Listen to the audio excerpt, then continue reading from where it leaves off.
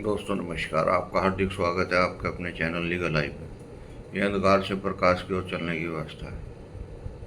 आज हम विचार करेंगे धारणा के बाद अभ्यास की क्या आवश्यकता है। आपने देखा होगा छोटे बच्चे को ABCD सिखाते टाइम उसकी उंगली पकड़ के टीचर जो है उसको अभ्यास कराते हैं, या उसकी माँ या बाप उसका अभ्यास कराते हैं, ताकि उन लेटर को वो प्रॉपर उसी तरीके से लिखे जिस तरीके से उसकी टेक्स्ट बुक में दिया गया। ये बार बार कराना पड़ता है। यहाँ ये इम्पोर्टेंट नहीं है कि टीचर कितना पढ़ा लिखा है। ये तो आवश्यक है कि टीचर पढ़ा लिखा हो, लेकिन ये उससे भी ज़्यादा आवश्यकता है कि टीचर बच्चे के मानसिक धरातल पर जाके उसको अभ्यास कराए। जब तक वो उसके मानसिक धरातल पर जाकर अभ्यास नहीं कराएगा तब तक बच्चा ग्रो अप नहीं कर सकता। यही हमारे जीवन का हाल है। हम जब तक बार बार अभ्यास नहीं करेंगे किसी भी चीज़ का, उस चीज़ में दक्षता हासिल नहीं होगी।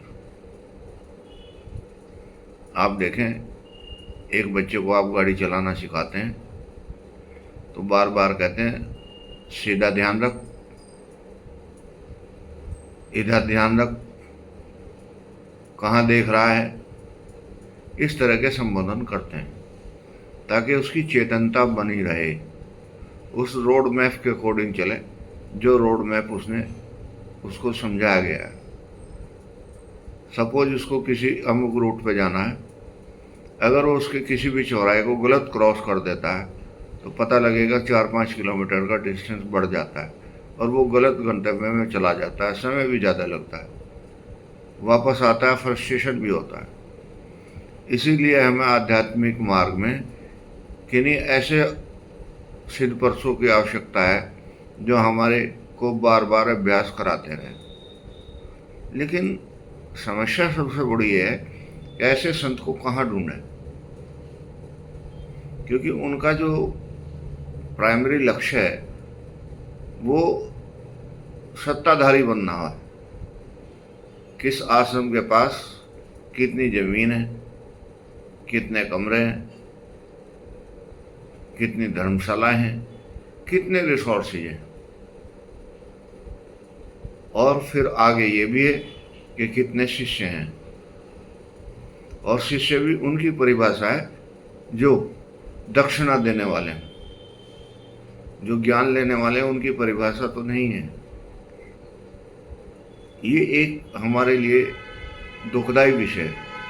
इस दुखदाई विषय को सुखदाई में बदलने के लिए हमें खुद ही प्रयत्न करना पड़ेगा। जैसे कभी कभी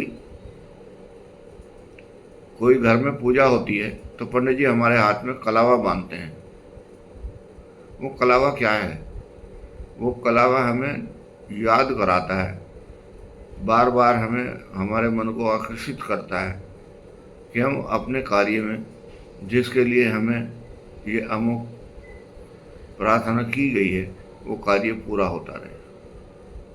उसका कोई उद्देश्य नहीं है धागा बांधने का, सिर्फ यही उद्देश्य है कि आपको बार बार आपके मन को खींच के वापस लाता रहे।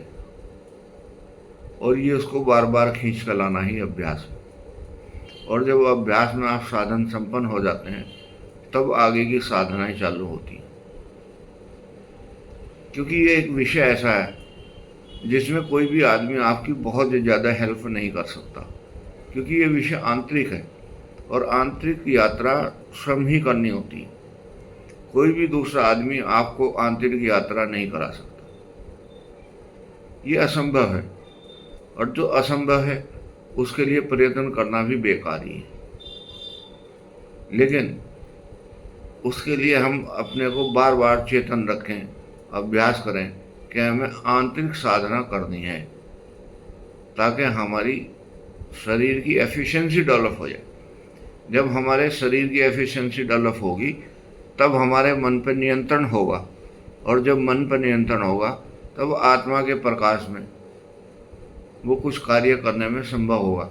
अदरवाइज तो वो गुलाटी ही मारता रहेगा। कभी यहाँ दौड़ेगा, कभी वहाँ दौड़ेगा। और क्योंकि मन की शक्ति इतनी अनंत है, मिसाइल्स टेक्नोलॉजी की तरह, वो विद इन ए सेकेंड कहीं का कहीं निकल जाता है।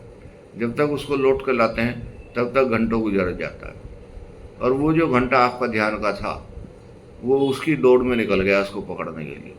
इसलिए बार बार अभ्यास करते रहें, ईश्वर से प्रार्थना करते रहें कि इस मन पर नियंत्रण रखें और ये सही जीवन व्यापन के लिए हमारे लिए कारगर सिद्ध हो। नमस्कार।